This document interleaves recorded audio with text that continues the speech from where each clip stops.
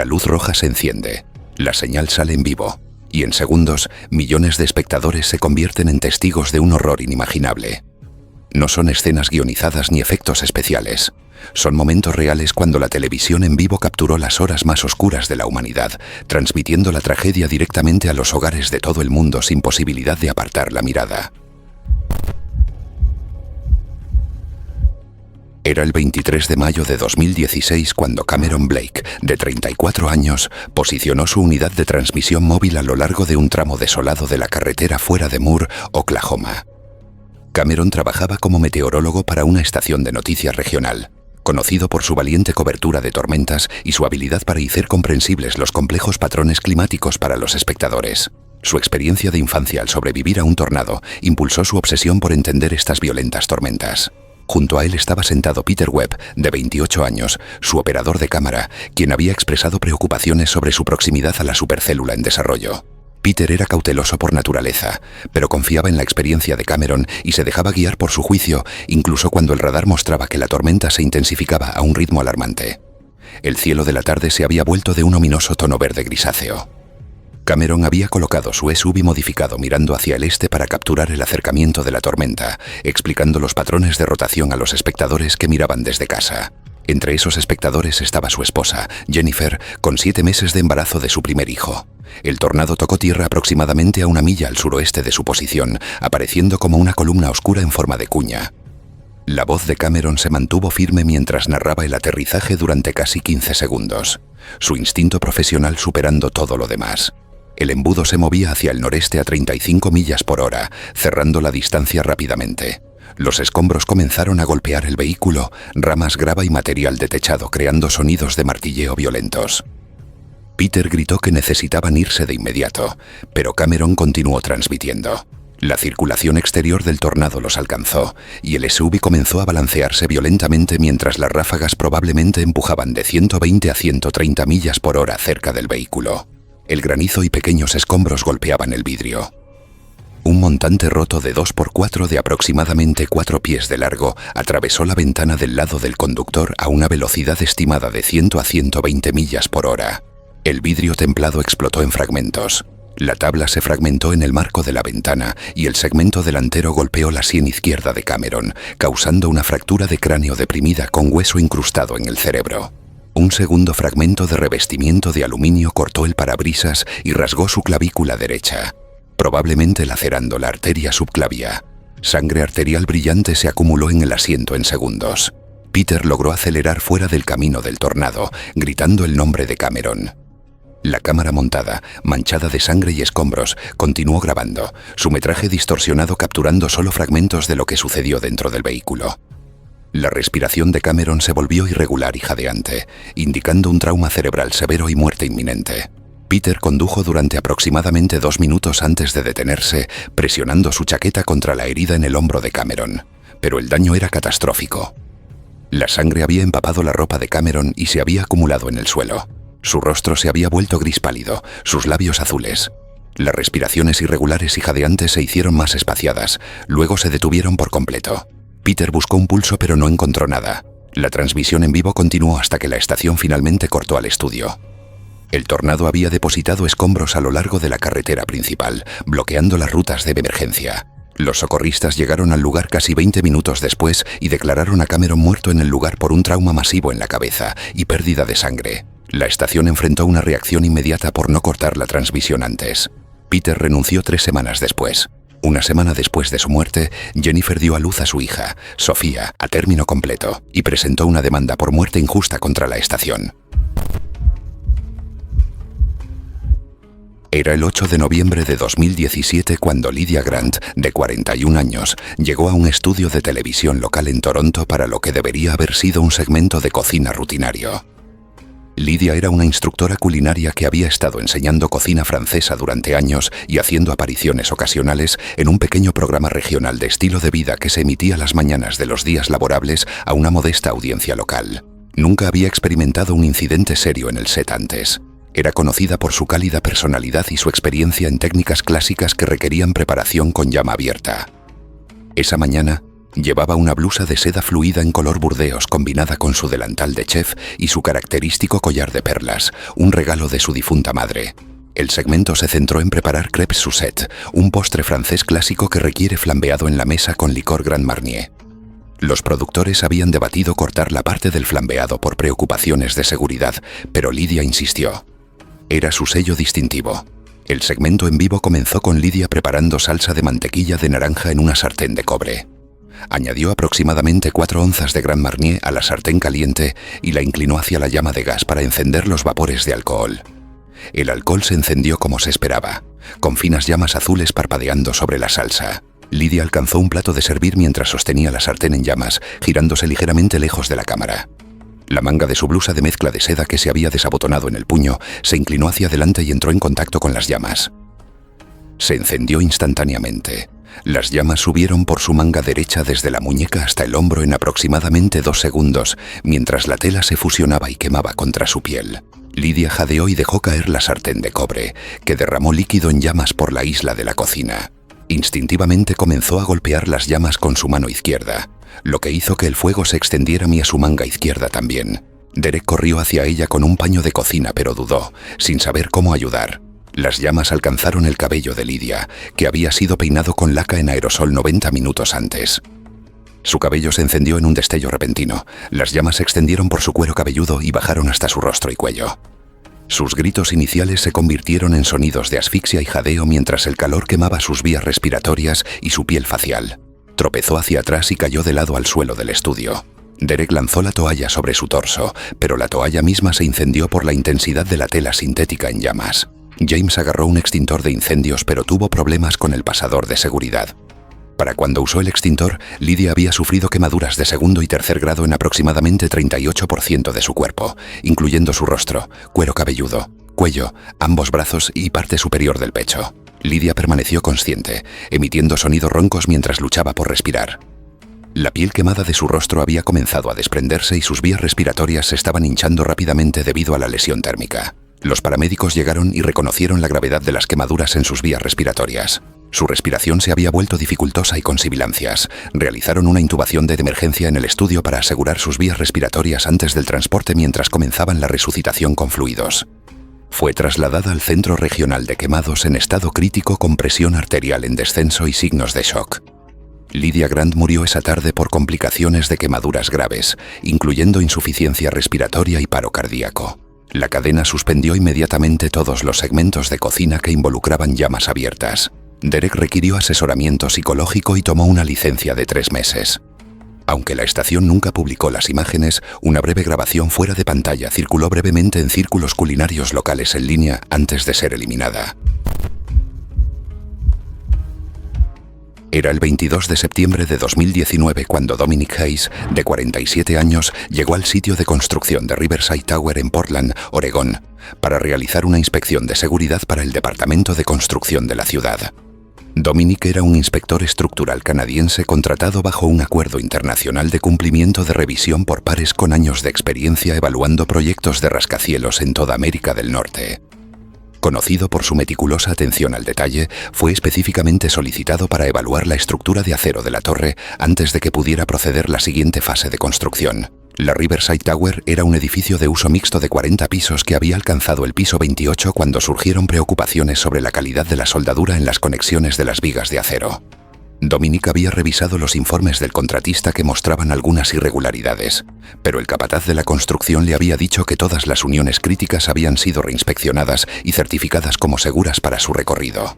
Su colega Sarah había cuestionado el momento de la inspección, pero Dominic confiaba en las garantías del contratista. El equipo de inspección incluía a la gerente de proyecto Lisa Rodríguez, al coordinador de seguridad Jake Morrison y a un fotógrafo del departamento de construcción. La evaluación requería que Dominic examinara las conexiones de las vigas en el piso 28 mientras documentaba cualquier defecto visible en la estructura de acero. La inspección comenzó con Dominic ubicado cerca de la esquina noreste del edificio, explicando las técnicas adecuadas de soldadura mientras se movía sistemáticamente a lo largo de las vigas de acero expuestas. Un repentino cambio metálico resonó a través del marco de acero. No un sonido limpio, sino el profundo raspado de una conexión deslizándose bajo carga. En ese momento, el equipo de inspección asumió que era solo un movimiento térmico en las vigas. un sonido común en los pisos sin terminar, y nadie lo reconoció como el inicio de una falla estructural. Los investigadores determinaron más tarde que el ruido provenía de una junta crítica de carga donde una soldadura de baja calidad había dejado un defecto oculto.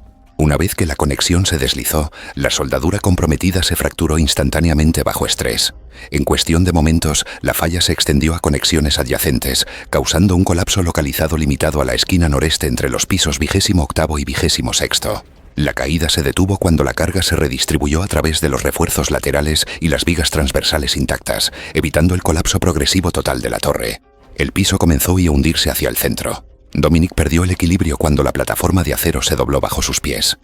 Una viga de soporte principal se torció y se separó de su conexión, y toda la sección noreste del piso 28 cedió. La sección del piso cayó en un movimiento de aplastamiento con Dominic cayendo a través de la estructura fallida. Cayó aproximadamente 15 pies a través de acero retorcido y escombros antes de que su cuerpo golpeara una viga en vuelo horizontal, aproximadamente 20 millas por hora. El impacto le rompió el brazo derecho, varias costillas y causó hemorragia interna, pero permaneció alerta e intentó agarrarse a la viga mientras el colapso continuaba. La falla parcial del piso se extendió hacia abajo a través de 2 niveles adicionales antes de estabilizarse, enviando escombros y elementos estructurales en cascada a través del marco abierto. Mientras su cuerpo caía a través del polvo y el acero retorcido, el dron de documentación del sitio que flotaba en una posición fija de inspección solo captó un breve y oscurecido destello de movimiento antes de perder la visual en la nube de escombros. El cuerpo de Dominic golpeó una pared de cimentación de concreto a nivel del suelo a una velocidad estimada de 45 millas por hora. Su descenso había sido parcialmente frenado por impactos secundarios e interferencias estructurales durante el colapso, evitando una aceleración de caída libre completa. El impacto dislocó su hombro y fracturó su clavícula mientras su torso se comprimía contra la pared, causando graves lesiones internas, incluyendo un pulmón perforado y un bazo dañado. Sufrió lesiones internas catastróficas y probablemente murió al impactar. La sección del piso colapsado se desplomó segundos después, sepultando gran parte del área en escombros de acero retorcido y concreto. El dron, aún flotando en su posición fija de vigilancia, grabó pasivamente las secuelas. En la transmisión de gran angular, el cuerpo de Dominic se podía ver parcialmente visible entre los escombros. Los equipos de emergencia necesitaron más de 1 hora para navegar con seguridad por el campo de escombros inestable. Dominic Hayes fue declarado muerto en el lugar, junto con 3 trabajadores de la construcción. Era el 23 de noviembre de 2017 cuando Phoebe Larson, de 29 años, llegó al área de preparación para el desfile anual de Acción de Gracias de Filadelfia. Phoebe trabajaba a tiempo completo como coordinadora de eventos, pero ofrecía su experiencia al comité del desfile cada año como un proyecto de pasión. Conocida por su entusiasmo contagioso y habilidades organizativas, había participado en el desfile durante 6 años consecutivos y había sido ascendida a encargada principal de uno de los globos de personajes más grandes del desfile. El globo era un personaje de dibujos animados de 52 pies de altura que requería un equipo de 24 manejadores usando cuerdas guía para controlar su movimiento. Las condiciones meteorológicas esa mañana incluían vientos sostenidos de 22 millas por hora con ráfagas de hasta 34 millas por hora, acercándose al umbral de seguridad del desfile. Los oficiales del desfile habían debatido cancelar la parte de los globos, pero decidieron proceder con protocolos de seguridad mejorados. Phoebe había asistido a una reunión de seguridad temprano en la mañana donde se instruyó a los manejadores a soltar las cuerdas inmediatamente si las condiciones del viento se volvían peligrosas. Su posición era como líder en la cuerda guía delantera izquierda, responsable de coordinar los movimientos del equipo. Sus padres, que visitaban desde Minnesota, estaban viendo desde las gradas aproximadamente a 1 milla en la ruta del desfile. A medida que el equipo del globo de Phoebe se acercaba a la intersección de Market Street y la calle 16, la velocidad del viento aumentó repentinamente. El globo, que había estado flotando a una altitud estable de 15 pies, de repente se elevó a casi 30 pies cuando una ráfaga atrapó su amplia superficie. Phoebe inmediatamente se comunicó por radio con el control del desfile para informar sobre las condiciones peligrosas. Una segunda ráfaga más fuerte, estimada en 43 millas por hora, golpeó el globo desde el oeste, causando que se inclinara dramáticamente hacia el este y se elevara otros 20 pies.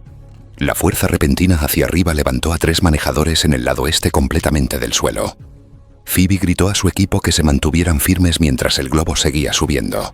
El globo alcanzó aproximadamente 65 pies de altitud y las cuerdas guía estaban a máxima tensión. La cuerda delantera izquierda que Phoebe estaba sujetando se rompió repentinamente en un punto de conexión cerca del globo. La cuerda cortada, aún bajo extrema tensión, retrocedió violentamente hacia abajo y hacia atrás, el extremo deshilachado viajando a aproximadamente 70 millas por hora. La cuerda golpeó a Phoebe en la cara y el cuello. El impacto le fracturó la mandíbula, le rompió el pómulo izquierdo y le aplastó la laringe. Fue lanzada hacia atrás aproximadamente 6 pies por la fuerza del impacto, cayendo de espaldas en la ruta del desfile de asfalto, golpeando su cabeza contra el suelo. El impacto con el suelo causó una fractura de la base del cráneo y pérdida inmediata de la conciencia. La sangre comenzó a fluir de su nariz, boca y oído izquierdo, signos clásicos de un trauma craneal severo, mientras su cuerpo mostraba una postura rígida con los brazos y las piernas extendidos. Los oficiales del desfile detuvieron inmediatamente la procesión y el personal médico de emergencia se apresuró a llegar a la ubicación de Phoebe. Fue encontrada inconsciente con respiración irregular y pulso débil. Sus pupilas eran desiguales, la izquierda dilatada y no reactiva, la derecha contraída, lo que indica una lesión cerebral grave y aumento de la presión intracraneal. Los paramédicos establecieron una vía aérea y comenzaron la ventilación mientras se preparaban para el transporte inmediato al centro de traumatología más cercano. Sus padres, que habían presenciado el accidente desde las gradas, fueron retenidos por seguridad mientras intentaban llegar a ella. Phoebe fue trasladada al centro de traumatología, donde las exploraciones de emergencia revelaron una hemorragia intracraneal masiva mera hinchazón cerebral severa. Phoebe Larson fue declarada muerta esa tarde después de que las pruebas neurológicas confirmaran la cesación completa de la actividad cerebral. El desfile fue cancelado de inmediato, y todas las secciones de globos de futuros desfiles fueron suspendidas. La investigación reveló que la cuerda había estado en servicio durante 7 años, 2 años más allá de su programa de reemplazo recomendado. Sus padres presentaron una demanda por muerte injusta contra los organizadores del desfile. El incidente llevó a varias ciudades a revisar sus pautas de seguridad para globos de desfile, actualizando los límites de viento y los programas de reemplazo de equipos.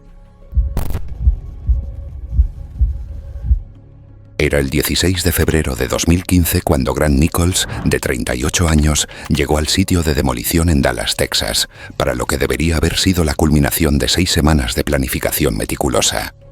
Grant era un ingeniero de demolición y experto en explosivos que había supervisado 67 demoliciones exitosas de edificios durante su carrera de 14 años.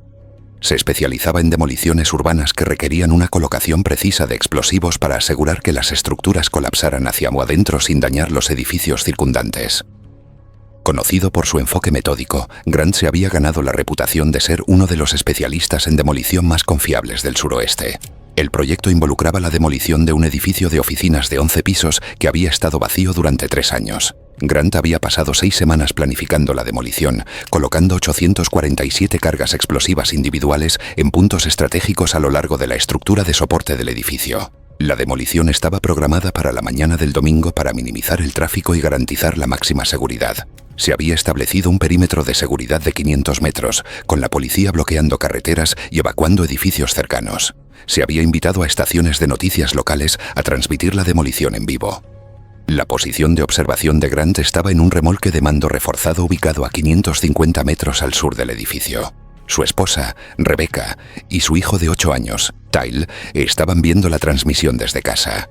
Grant realizó su última revisión de seguridad e inició la secuencia de detonación. La primera serie de explosiones detonó en la planta baja del edificio según lo planeado. El lado sur del edificio comenzó a colapsar hacia adentro mientras nubes de polvo se expandían hacia afuera. Ocurrió una anomalía. El lado norte del edificio no colapsó como estaba programado, permaneciendo parcialmente en pie mientras el lado sur caía. Esto creó una carga desequilibrada que hizo que la estructura norte restante se inclinara hacia el sur en lugar de colapsar directamente hacia abajo. Grant reconoció inmediatamente el fallo y gritó para que todos se alejaran.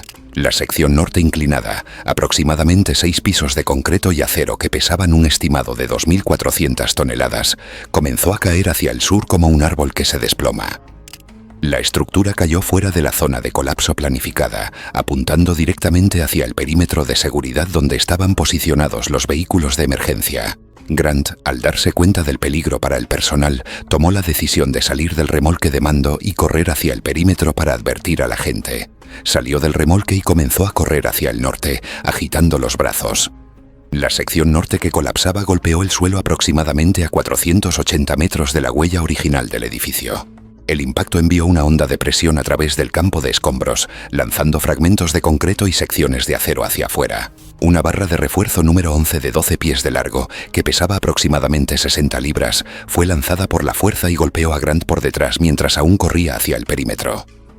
La barra golpeó su parte superior de la espalda y el cuello a una velocidad estimada de 30 millas por hora, seccionando su médula espinal en la vértebra C3 y fracturando su cráneo.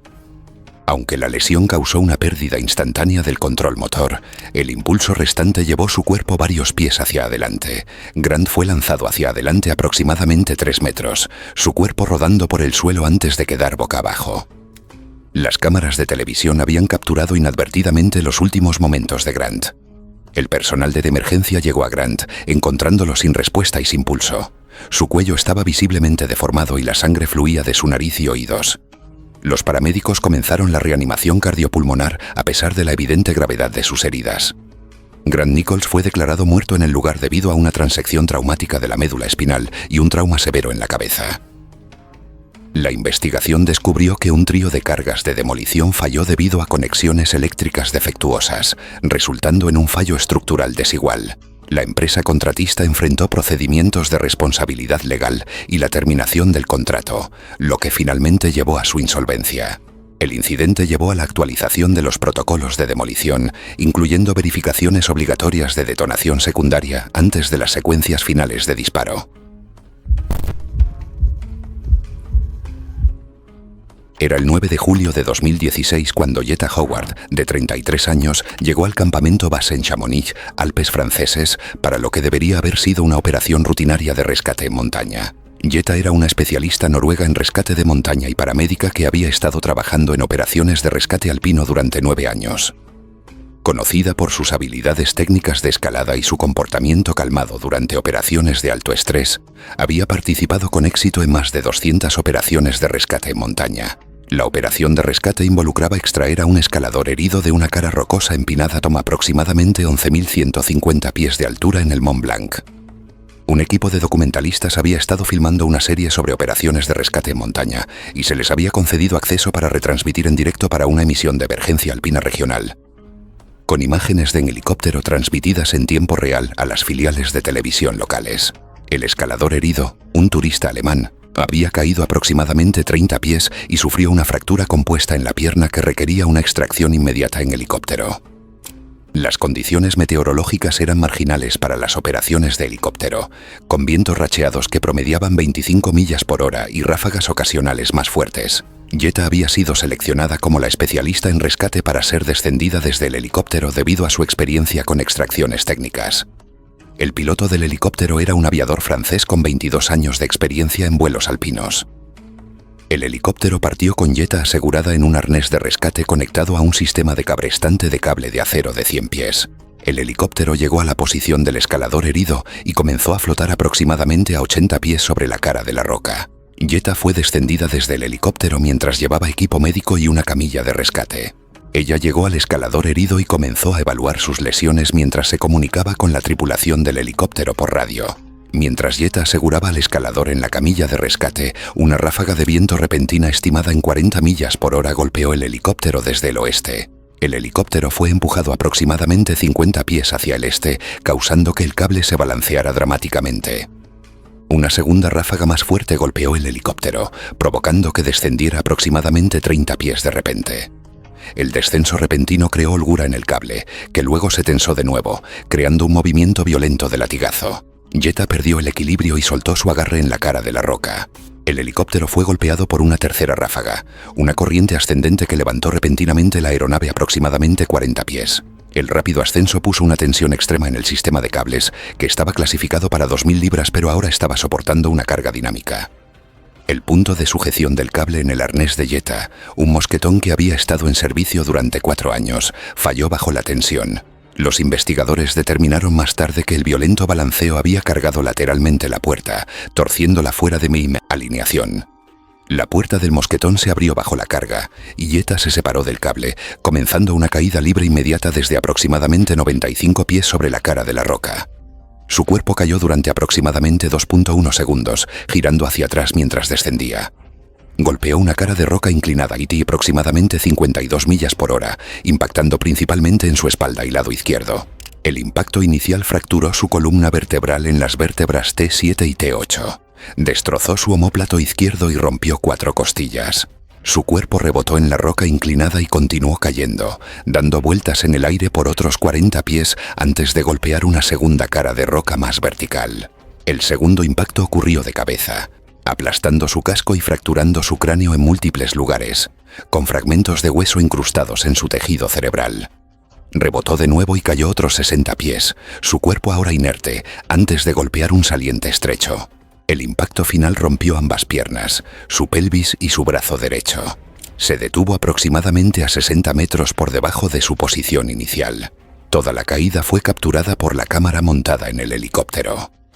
Y una transmisión de relevo desde el campamento base fijo. Las imágenes seguían transmitiéndose en vivo cuando ocurrió la caída, dando a los espectadores solo unos segundos del incidente antes de que la transmisión se cortara abruptamente desde la sala de control. El escalador herido presenció la caída directamente desde su posición en la camilla de rescate. Un segundo equipo de rescate llegó a la posición de Jetta, encontrándola inconsciente con un trauma masivo. Jetta Howard fue declarada muerta en el lugar debido a múltiples lesiones traumáticas incompatibles con la vida. La investigación reveló que la falla del mosquetón se debió a fatiga del metal por ciclos de carga repetidos, lo que llevó a nuevos protocolos de reemplazo de equipo. El escalador herido sobrevivió pero requirió un extenso tratamiento psicológico. Gracias por vernos. ¿Quieres ver más? Haz clic en tu pantalla ahora.